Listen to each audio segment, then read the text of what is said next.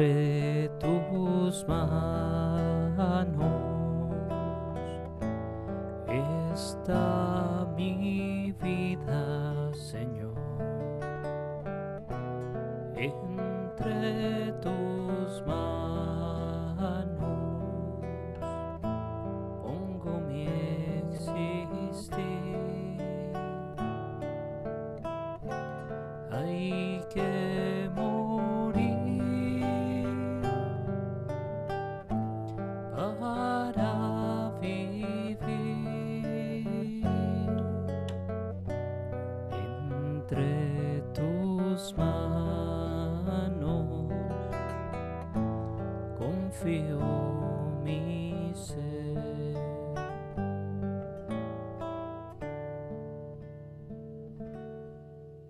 Y como siempre, pongámonos en las manos del Señor. Todavía estamos en la Cuaresma y casi llegando a la última semana de Cuaresma. Que se mueva el Espíritu Santo en nosotros y que aquello que todavía no hemos hecho, que necesitamos ajustar y cambiar, que sea el Espíritu el que nos muestre. Inspíranos, Señor, cómo acercarnos más a ti, no solamente de palabra, pero de obra.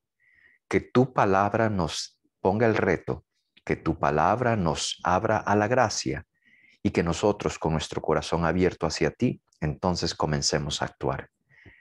Gloria al Padre, al Hijo y al Espíritu Santo, como era en un principio, ahora y siempre, por los siglos de los siglos. Amén. Bien, bienvenidos al estudio bíblico. Este fin de semana vamos a tener un texto del Evangelio de Juan, en el capítulo 12, versículo 20 al 33. Se parece complicado cuando uno comienza a verlo, pero a final de cuentas tiene temas muy específicos y es bonito conocerlos, por lo menos para saber de dónde viene Juan y qué es lo que quiere proponernos. Voy a proyectar el texto, lo leo, lo proclamo y luego voy a tratar rápidamente de pasar sobre los temas más importantes. Jesús en la cruz será, a final de cuentas, lo más importante al final del texto, porque cuando Él sea levantado, entonces atraerá a todos hacia Él. Y en este sentido, esta no es una atracción a ver a un muerto. Esta es una atracción como el soldado romano que dijo, en verdad, este es el Hijo de Dios.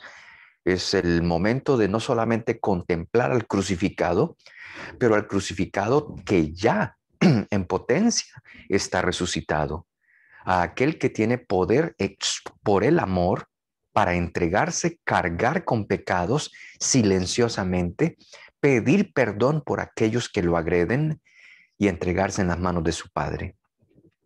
Así que esa admiración por la cruz será como admirar la puerta que nos hace pasar de esta realidad a la realidad de Dios.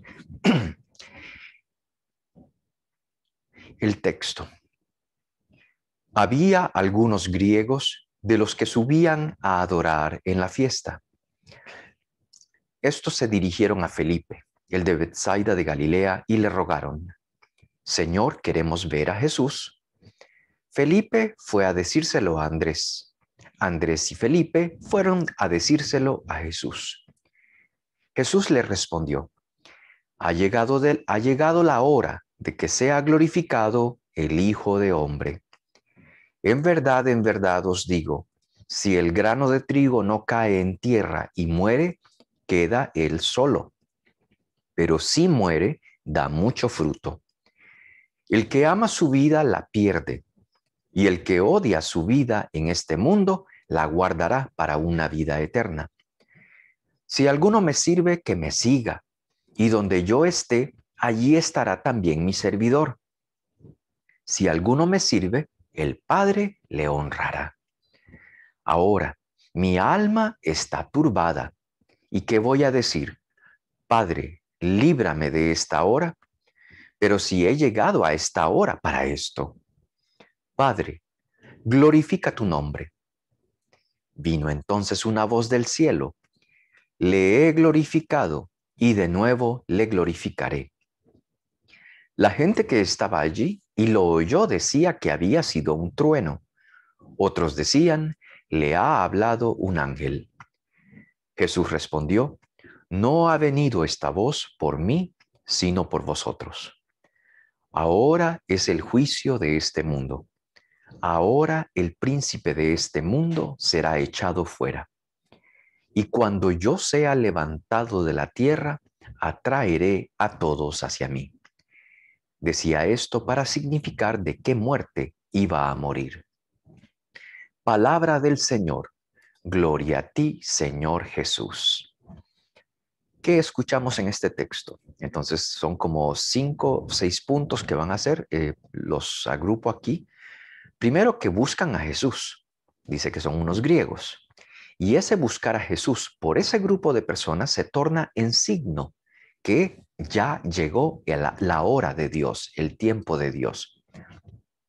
Luego Jesús va a dar 2 pequeñas parábolas, la de la semilla de trigo y luego da la comparación de la vida humana también. Las 2 dicen lo mismo, pero con figuras diferentes.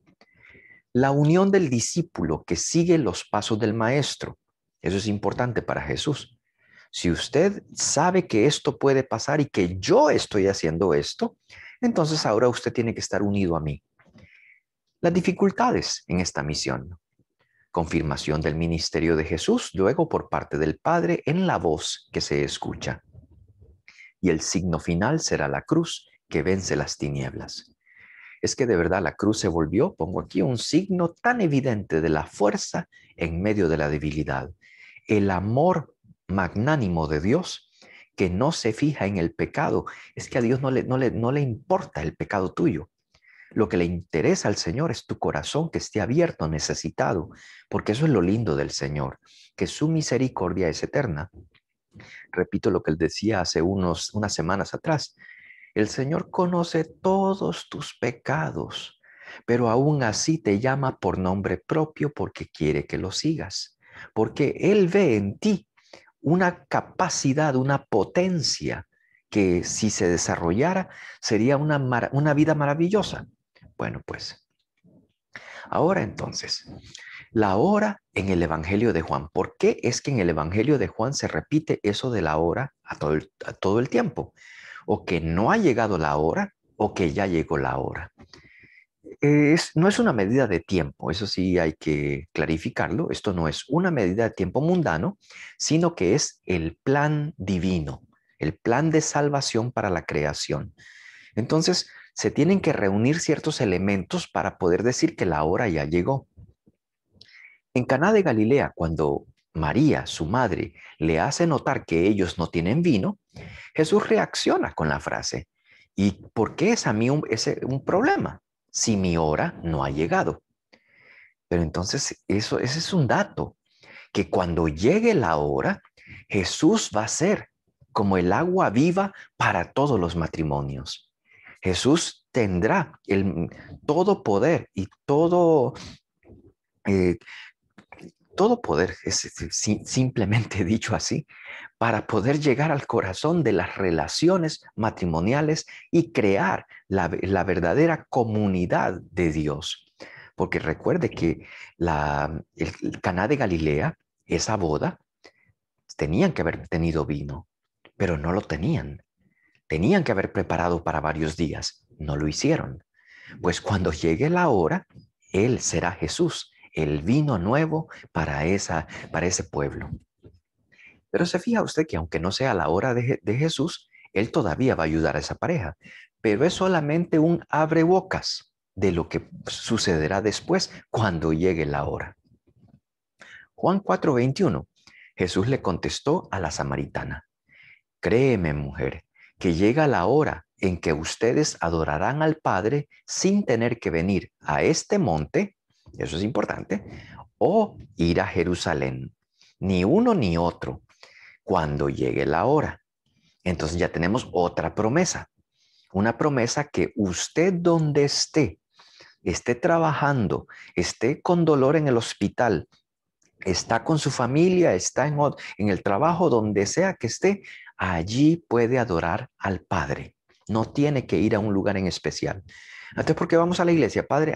Ya de una vez le sale a uno. Eso es porque nos apoyamos los unos a los otros. Nos volvemos cuerpo de Cristo cuando estamos juntos. y nos contamos las duras y las maduras para poder mostrar al Padre, para poder mostrar la gracia en cada uno de nosotros. Por eso el reunirnos es bueno, es necesario, porque así nos alimentamos espiritualmente con la comunidad. Pero que cuando estés lejos de la comunidad sepas que hay una promesa. Cuando llegue la hora, no importa dónde estés, tú estarás en comunicación constante con Dios. Y luego le dice, en versículo 23 de ese capítulo 4, samaritanas todavía, pero llega la hora y es ahora mismo, eso llega ahora mismo, quiere decir ya casito, ya viene. Cuando los que de veras adoran al Padre lo harán de un modo verdadero, conforme al Espíritu de Dios. Lo que en otras traducciones dicen en espíritu y en verdad, de un modo verdadero, conforme al Espíritu de Dios. Esa es otra promesa también. Es que yo no sé orar.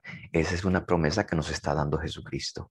Y la puso el Evangelio de Juan para que no perdamos la esperanza tampoco. Es que yo no sé qué decir, no sé cómo orar, no sé qué palabras utilizar. Pues comienza, aunque sea con el Padre Nuestro, no corras sobre el Padre Nuestro, medítalo, cada palabra. Y de pronto vas a sentir que el Espíritu te inspira alrededor de las palabras del Padre Nuestro a hablarle a nuestro Señor. Y ahí comenzará entonces el Espíritu de Dios a trabajar en ti en pequeñas oraciones que pueden irse profundizando si practicas más. Juan 5:25. Les aseguro que viene la hora, y es ahora mismo, repite la misma frase, cuando los muertos oirán la voz del Hijo de Dios y los que la oigan vivirán. Estos son los muertos, pero luego nos dice que aquellos muertos saldrán de las tumbas. Son dos clases de muertos entonces, y los dos llegará la hora. Es importante de nuevo. La promesa es para aquellos que están muertos en vida y para aquellos que están muertos en tumbas. ¿Y esto por qué es? Porque hay personas que Jesús va a encontrar que están muertas.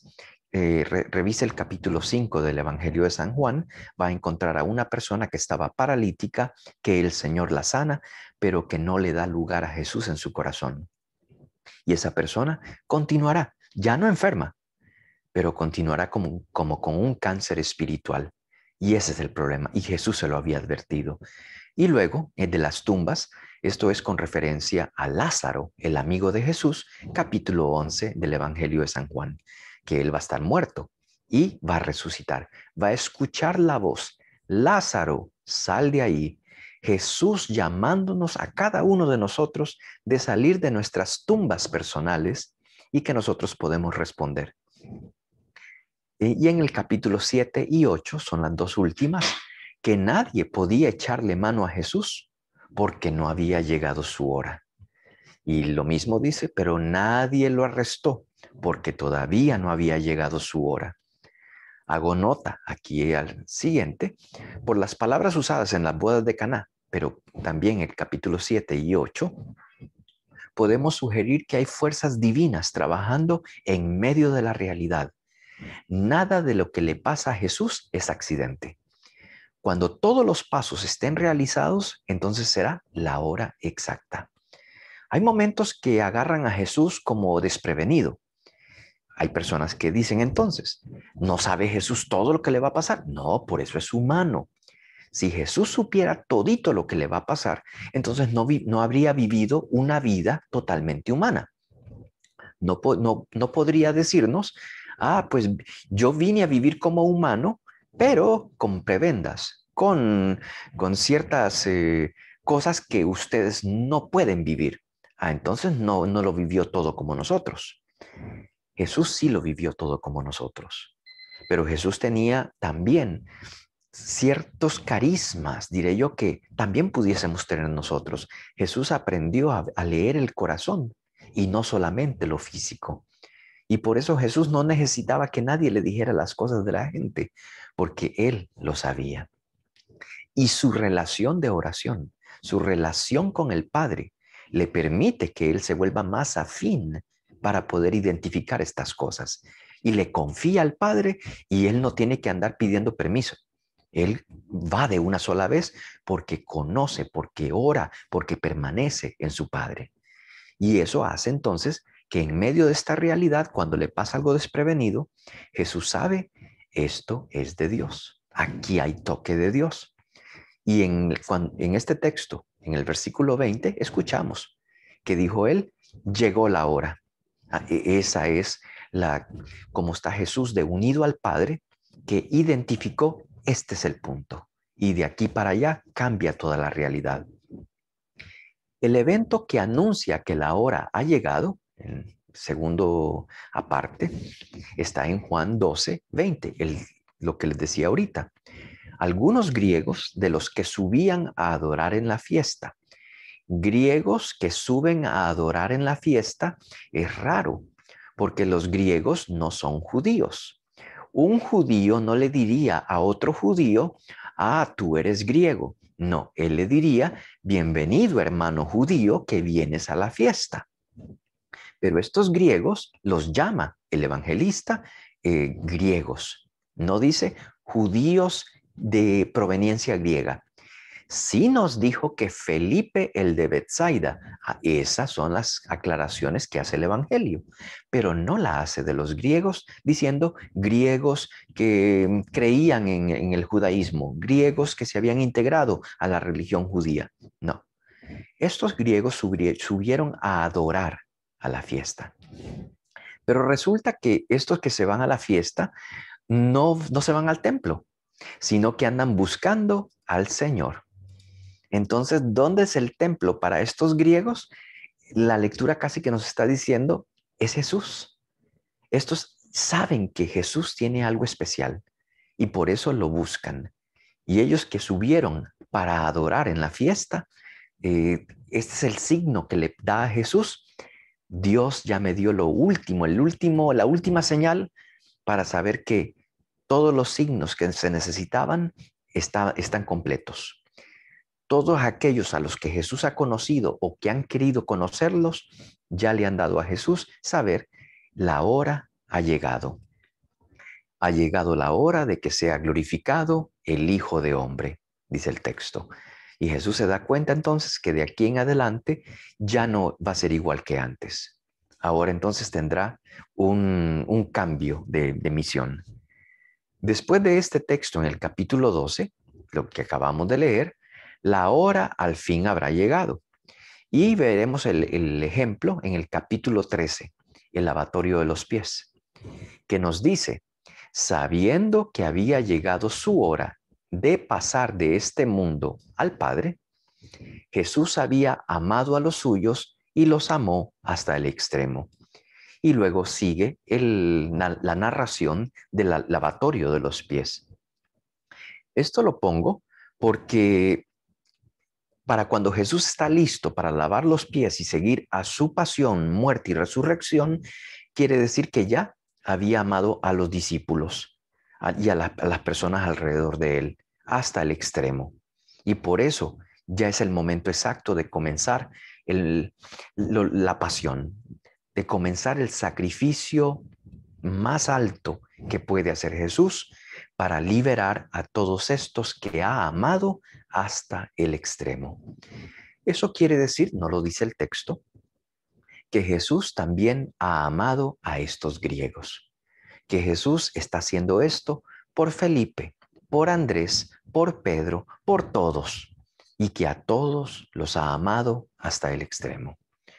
Bueno, solamente eso por esa parte, para decir, la hora llegó, es ahora el Evangelio de Juan toma un camino diferente. Del capítulo 1 al capítulo 12, que vamos a tener este fin de semana, dice Jesús siempre, yo he venido del Padre. Del capítulo 13 en adelante, lo ven en ya entonces es de pasar de este mundo al Padre. Antes les decía, era del Padre al mundo y ahora es del mundo al Padre. Ya va de regreso entonces. Número 3. La vida como donación total que produce más vida. Dice el texto en el versículo 24. en verdad os digo, si el grano de trigo no cae en tierra y muere, queda él solo. Pero si se muere, da mucho fruto. Son dos comparaciones con el grano de trigo, pero las dos, una que cae en tierra y que muere. Pero si muere, da fruto. Es una comparación, pues. Y lo mismo con la vida. El que ama su vida, la pierde. Y el que odia su vida en este mundo, la guardará para la vida eterna. Son dos pequeñas parábolas en donde juega con las frases para que entendamos entonces que es lo mismo, que nuestra vida es un grano de trigo y que hay una manera para que el trigo produzca y es que tiene que morir. Jesús en varias ocasiones había anunciado que sufriría el rechazo de las autoridades, que lo matarían y resucitaría al tercer día. Sabemos que esto causó rechazo, pongo aquí, por parte de los discípulos, que les pareció duro pensar que Jesús tendría que morir, pues les parecía ilógico que el maestro fuera sacrificado. Tanto que Pedro le dijo que no te pase eso, Señor, que Dios te salve de eso. En el texto de Juan parece que como que Juan quiere explicar que la muerte será necesaria y lo usa como un ejemplo muy pedagógico de la naturaleza con la semilla de trigo. O se muere la semilla o te mueres tú. Dejo de compartir en este momento para explicarles un poquito lo que se ve por ahí, pues, en esos textos. Y es, imagínate que tú tienes una semilla, que compraste una semilla de trigo, que te dicen que esa semilla de trigo es especial, que si tú la siembras, esa puede dar muchísima, muchísima cosecha para miles y miles y millones de personas. Y que tú dices, pues yo te la compro, es carísima, casi que todos tus ahorros se van en eso. Agarras la semilla de trigo y en lugar de sembrarla, la guardas en una caja fuerte, porque dices, esto vale muchísimo. El problema es entonces que ya esa semilla no está produciendo. Tiene la capacidad de producir, pero se ha quedado congelada. Se ha quedado en ese momento paralizada.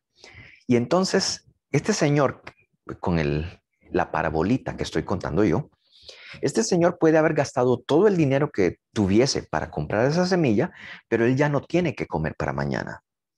Y como no siembra la semilla de trigo, que puede producir muchísimo, no va a tener cosecha tampoco para el día de mañana.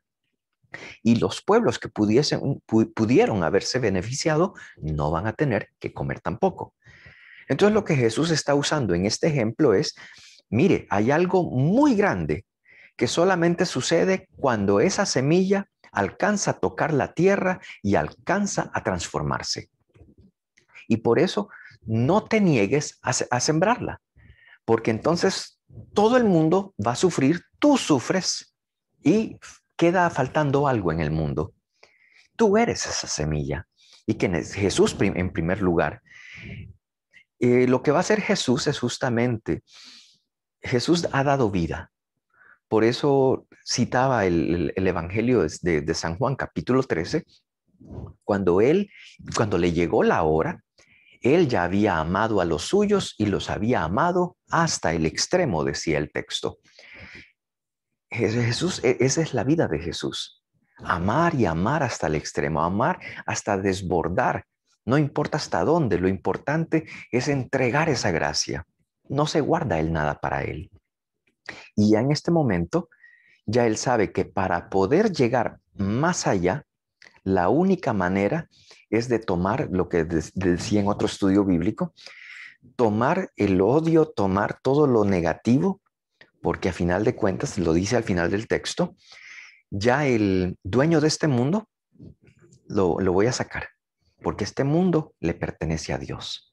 Pero para que se vaya ese señor, necesito agarrar toda la basura de todo el mundo. Y lo ponía de esa manera. Considérenme el divino basurero. Dame todo el odio, todas las críticas, todo el desprecio que puedas tener. ¿Te sientes lastimado, lastimada por algo? Grítame a mí, dámelo a mí y yo me lo voy a cargar, yo me lo voy a llevar. Una vez que Jesús entonces, como grano de trigo que es capaz de dar vida, te agarra la muerte tuya, la agarra a él y él mismo muere, la muerte no puede con él. La muerte se quedó chiquita al lado de Jesús. Y por eso es que Jesús puede decir, el dueño de este mundo es Dios, no es el mal. Lo vamos a sacar, le vamos a quitar el contrato de alquiler que habías, por bromeo, por supuesto. Pues ahí es donde Jesús puede decir con tranquilidad, lo que viene es mucho más grande. Y entonces es hora de darle el espacio a Dios. Por eso es la hora y el momento oportuno. Vuelvo al texto. Entonces, o se muere la semilla, en este caso Jesús, y te mueres tú. Entonces, si muere la semilla, tú tendrás vida. Si no se muere la semilla, entonces tú eres el que morirá. La única manera de generar vida, que es lo que hace Jesús todo el tiempo, es sanando, es hablando, dándole dignidad a las personas. Él mismo se hace como semilla que germinará luego en cada corazón. No habrá límites ya ni de tiempo ni de espacio cuando Jesús pase por la cruz. Así que Jesús con amor eterno hará lo que sea necesario para abrir el camino a la vida verdadera y para producir vida. Ahora, entonces, para producir vida, tendrá que dar vida. Él es el único que es fuente de vida, así que para poder producir vida, Él tendrá que dar vida y va a dar de la suya hasta el último respiro. Y cuando ya no tiene respiro y entrega su espíritu, ahora va a ser la vida en el espíritu. Nosotros pensamos que cuando Él murió en la cruz y entregó su espíritu, es que ya era lo último, el último vientecito que le salió de la boca. No, ese es el Espíritu Santo. Cuando ya se le acabó todos los respiros humanos, ahora en Dios es el Espíritu Santo que va a caer sobre todos aquellos que mirándolo en la cruz confían en Él. Por el otro lado nos dice que si esperamos algo divino de nuestra vida y de lo que hacemos, tendremos que hacer exactamente lo que Jesús hizo. Entonces, miren al maestro y miren cómo el maestro se volvió grano de trigo, dador de vida en la vida, mientras anduvo caminando con todas las personas que conoció. Recuerden, la boda de Caná no tenía que haberles hecho el milagro, pero a Jesús se le parte el corazón esa pareja. Y por eso Jesús les va a dar. Y eso que no ha llegado la hora. ¿Cómo será cuando llegue la hora? Y por eso nos dice en la otra parte de la pequeña parabolita, si el grano de trigo no muere, se queda sin dar vida, pero si muere, va a producir mucho. Lo que decía ahorita, no lo guarde en la caja fuerte, póngalo a producir. Y luego va a decir, el que ama su vida en este mundo, no produce nada, se queda corto, pero el que odiar su vida, ¿qué quiere decir eso? El Evangelio nos habla normalmente, y el Evangelio de Juan especialmente, lo que es la vida biológica y la vida divina. Y la vida biológica es maravillosa porque usted encuentra su vocación, caminos, todo lo que usted ha hecho en su vida, a qué escuela fue, a qué universidad fue, con quién se casó, dónde vive ahorita. Todo eso es muy lindo porque ha sido una parte hermosa en este mundo. Los carismas que Dios le ha dado y el tiempo que tiene usted. Aproveche su tiempo mientras está en este mundo. Pero ¿cuánto vivimos los que vivimos esta vida biológica? La Biblia dice, pues, 50, 60 y los más fuertes 70, 80 y los que tienen más fuerza todavía, tal vez hasta 90. Pero todo llega a su fin. Pero hay algo que cargamos nosotros en nuestro corazón y es la vida divina. Es quién nos ha creado, quién te tiene a final de cuentas en sus manos y cuando se te acabe la vida biológica, ¿quién te va a recibir?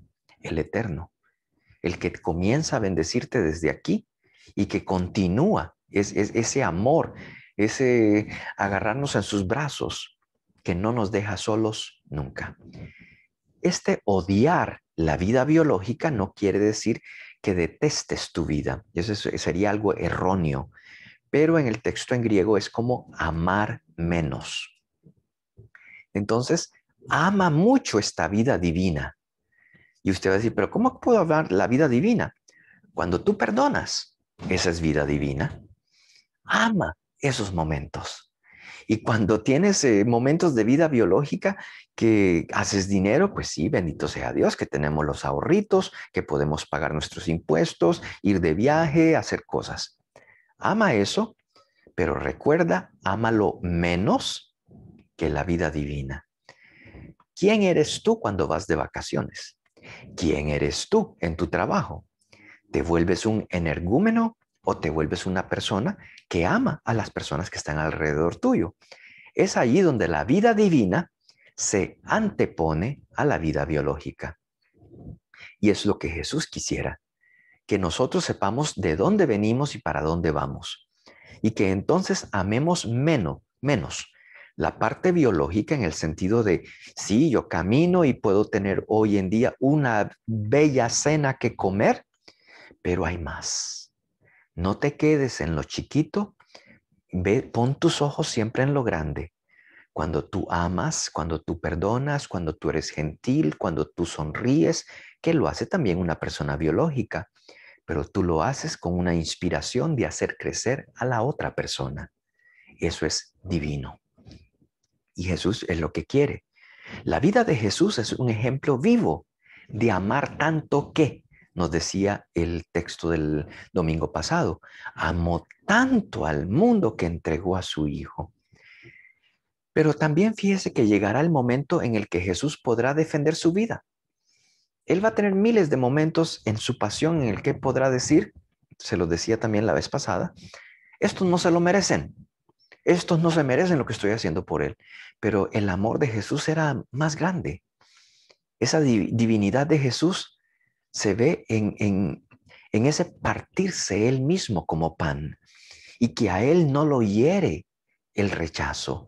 A él no él comienza a perdonar más y más. Comienza a orar por los que lo están agrediendo. Eso hace de Jesús una persona inquebrantable. Y es allí donde Jesús nos está diciendo, esto te puede pasar a ti. Jesús valora a los demás como si fuesen mucho más importantes y quiere lo mejor para ellos, tanto que no los rechaza ni en el momento de la cruz. Tiene dos ladrones que también lo insultan. ¿Es que Jesús devolvió insultos? No. Es que en Lucas le dijo a uno, hoy estarás conmigo en el paraíso, porque habló con Jesús. ¿Pero Jesús rechazó al otro? No. Si Jesús está muriendo en la cruz, también por ese Señor que lo está insultando y que le está diciendo, bájate y bájame a mí.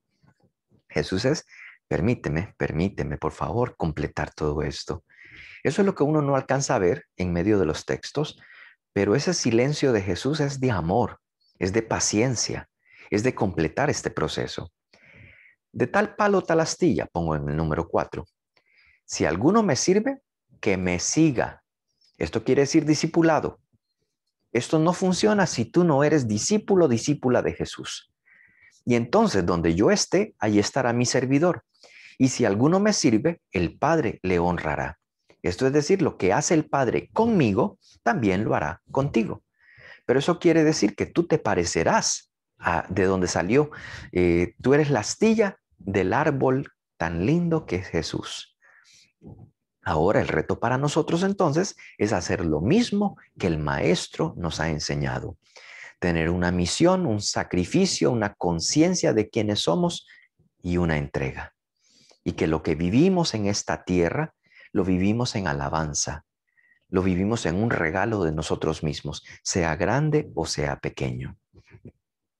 Es una invitación a vivir una vida con sentido, no vivirla por vivirla, llena de amor que no muere, sino un amor que es capaz de crear y de dar vida. Esto no se puede hacer si no somos sus discípulos. Hay gente que trabaja por cosas de la iglesia, pero que no sigue a Jesús, no conoce de la Biblia, no conoce de nada. Esa persona se vuelve como un empleado más.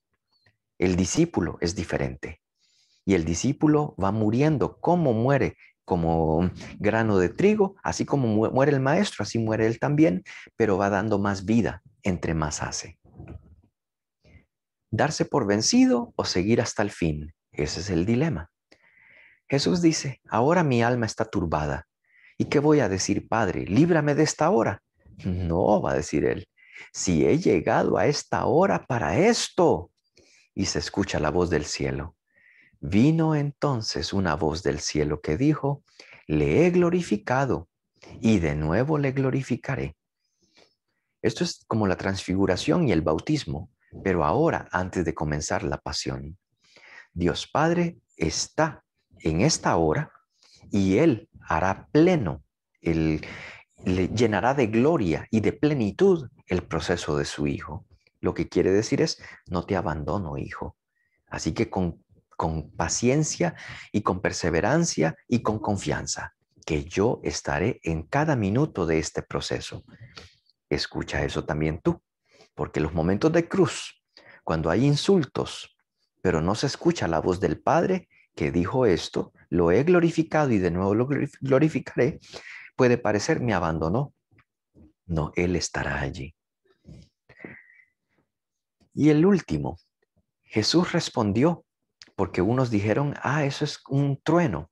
Otros dijeron, le habló un ángel. Y él dijo, no ha venido esta voz por mí, sino por vosotros. Ahora es el juicio de este mundo y el príncipe de este mundo será echado fuera. Y yo, cuando sea levantado de la tierra, atraeré a todos hacia mí. Lo que decía al principio es no para contemplar a un muerto. Nosotros tenemos muchas pinturas de Jesús crucificado, pero es por el amor tan grande. Solo una persona que ama mucho es capaz de hacer cosas extraordinarias. Mamás, papás, una persona en la calle.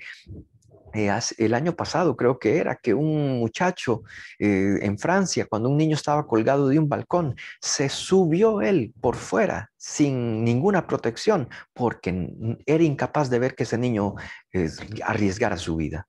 Ni la familia adentro se tiró por el balcón, este hombre lo hizo. Es que esos son los cristianos, que son capaces de ir un poquito más allá para mostrar la belleza de Dios en nosotros. Y el Señor no quiere que te cortes un brazo tranquilo, pero lo que el Señor quiere es que se muestre el crucificado, el resucitado, el que ama hasta el extremo en ti. Y la resurrección de Jesús marcará el nuevo comienzo, en donde ya el mal no tiene la última palabra. ¿Habrá mal? Sí, porque recuerde que usted y yo somos libres todavía. Y libremente podemos optar de nuestra vida biológica a tener comportamientos divinos porque nosotros hemos salido de Él y volveremos a Él. La vida será más fuerte y cada uno siguiéndolo como discípulos podremos tener su gracia y multiplicar el bien que podemos hacer. Para meditar entonces, ¿cuál es nuestro esfuerzo para encontrarnos con Jesús? Así como los griegos. ¿Qué hacemos específicamente para volverlo a Él nuestro templo, nuestro lugar de encuentro? Entiendo que está llegando la hora de glorificación de Jesús a través de su pasión. Y ese es el momento no de dolor, no del tiempo triste de la Cuaresma y de la Semana Santa. Es el tiempo alegre donde se muestra la gloria del amor de Cristo. Mucha gente desea un cristianismo sin cruz. Y no les gusta la Semana Santa, no les gustan las lecturas largas de la pasión, solamente quieren triunfos. ¿Es esto lo que nos pide Jesús? Y piénsalo bien, porque Jesús quiere todo el proceso, porque tu vida no solamente tiene un sabor, tu vida tiene muchas facetas. Jesús habla de aferrarse a esta vida, ganar la vida. ¿Cuál es mi relación personal con la vida que llevo en este mundo?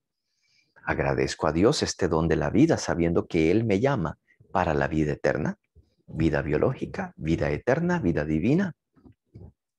Para muchos el momento de la muerte es el final, pero Jesús nos enseña que esta no tiene más la victoria. La muerte ya no es la que gobierna a cada ser humano, pues Él venció la muerte. Espero con alegría el momento en que sea como el grano de trigo, muerto para resucitar con Él. No desees la muerte, pero que tampoco le tengas miedo, para no vivir con esas ascuas.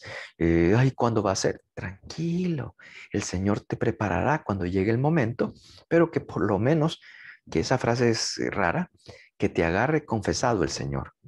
Y eso quiere decir que tengas una relación con Él, que seas cristiano todos los días, cristiana todos los días, y que no agarres nada en tu corazón que no te sirva. Esos malos recuerdos, esas dudas, eso déjalo ir. ¿Tu relación con la cruz es también signo de victoria? ¿Aceptas la cruz en tu vida cuando te llega y la cargas con honor, con valor? ¿Te dejas atraer por Cristo, que venció la muerte a través de su cruz gloriosa? Y digo yo, esto nos ayuda a crecer, porque hay personas que están en la fe, como el Peter Pan, que no crece. Toda su vida han sido como niños en la fe y no se dan el tiempo para arriesgar un poquito más, para entrar un poquito más, adentrarse en la fe y en el testimonio. Pero vuelvo a repetir, hay que volverse discípulos siempre, porque si no es discípulo, se puede volver uno un activista o un militante que hasta va a pelear con otros. Pero lo que Jesús quiere es que lo que tú hagas, lo hagas de corazón y des vida en lo que haces. Si en un momento eso se pierde de vista, el discípulo no lo pierde de vista. Puede que los demás sí.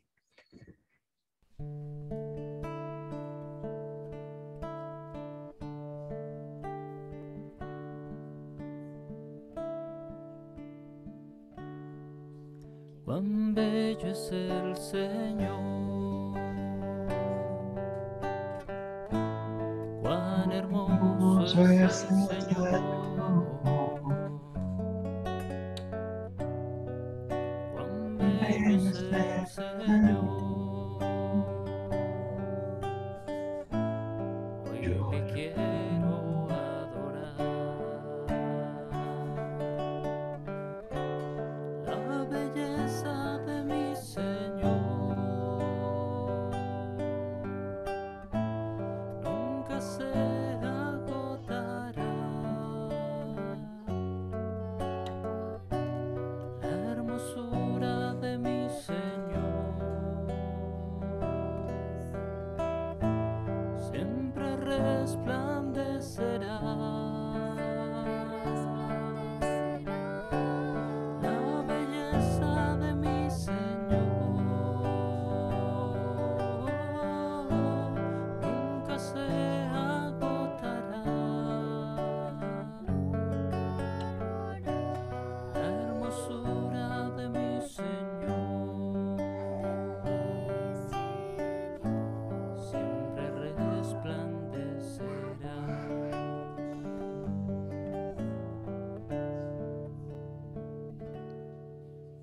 No hay ninguna de nuestras preocupaciones, de nuestros dolores, que el Señor no vea. El Señor todo lo acoge en Él. El Señor se ha olvidado de mí, decía Isaías, hablando en nombre de Israel. Y Dios le decía, ¿cómo puedo olvidarme de ti? ¿Puede acaso una madre olvidarse de su hijo? Aun si pasara, yo no me olvidaré de ti.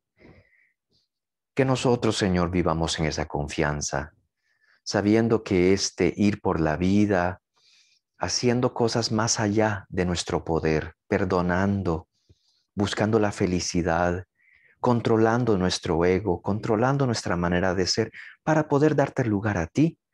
Señor, a veces cuesta, pero tú caminas con nosotros. Tú no te olvidas de nosotros y llevas nuestro nombre plasmado en la palma de tu mano. Nos amas y vas con nosotros. Gracias, Señor. Acompáñanos. Gloria al Padre, al Hijo y al Espíritu Santo, como era en un principio, ahora y siempre, por los siglos de los siglos. Amén.